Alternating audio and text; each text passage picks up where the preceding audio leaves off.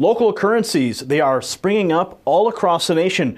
And one man behind that push is Wayne Walton. The currency that he's created for Breckenridge, Colorado, is known as Mountain Hours. Wayne, just how popular are local currencies now across the nation? There's approximately 100 local currencies across the United States right now. We initiated 5 of them ourselves in various points. The idea is growing. The whole concept that we can issue money ourselves is very powerful in a world where our votes seem to matter less and less and our politicians don't listen to us. We feel disempowered when we operate within the mainstream system. But by issuing money yourself, it re-empowers people, and it's very beautiful because when they, literally the businesses sign the currency into existence, so it's very empowering for them, and often they'll give us a big hug. So how is, you said it's signed into existence, how exactly is it brought into existence? They sign it, but explain the process for the creation of the local currency into the local economies. Well, the very basis of this is, as I was saying before, is when a restaurant owner issues a gift certificate, the piece of paper doesn't have any value at all. The value is what they sign that contract into existence. Money is not a commodity. Money is a contract. So the piece of paper isn't the value. So the way the currency is birthed in Mountain Hours is we give $200 worth of the local currency to those businesses every 3 months. The businesses sign those into existence. We don't give them anything of value. We're just giving them pieces of paper. The businesses sign those into existence. Now, Chairman Ben Bernanke recently made a statement about Bitcoin. He said that the digital currencies hold promise, and we're teetering very close to the 100-year anniversary of the Federal Reserve. How do local currencies differ from a digital currency known as Bitcoin? Well, my issue with Bitcoin is that it's based upon the value of computers and their memory. We already have a system which is very dehumanizing. The difference with Mountain Hours is human beings are the basis of the value of the currency. So we're not dependent upon gold, silver, or big computers or anything. All we're dependent upon is one another. Human beings are the basis of basis of value for a currency system.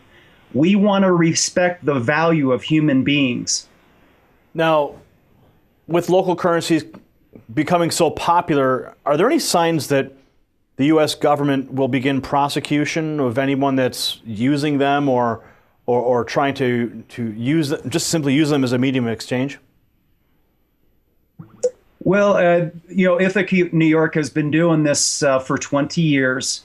And what we're doing is essentially circulating gift certificates. So, just like they have those daily deal plans and vouchers, it would be impossible to stop this sort of local currency because it's the same as coupons and gift certificates and vouchers.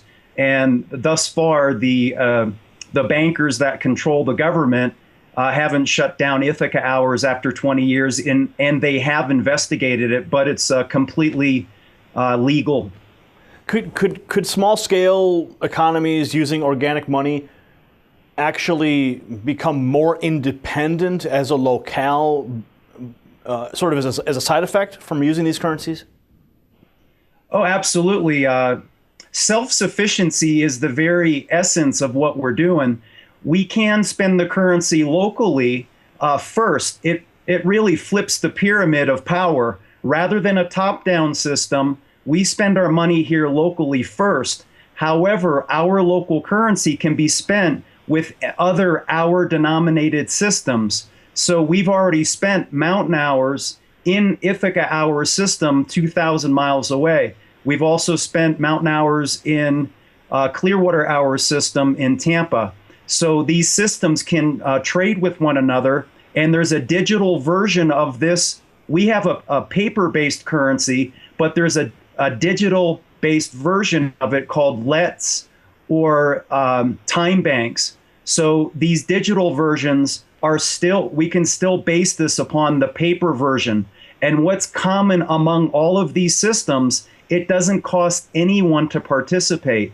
You don't have to have Federal Reserve notes first, as you would if you had a gold or silver or Bitcoin system. You have to have Federal Reserve notes first. With our system, you don't have to have Federal Reserve notes. All you have to do is have your products and services, and that is the backing for the currency.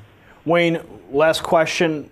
What do you see as the future for organic money, and how can people learn more about the Mountain Hours program? Well, the big push for this is the overarching idea. It's Christmas season. Christ got violent with the money lenders because they were perpetrating usury. And usury is monopoly over the money system. And Mountain Hours is a usury-free monetary system.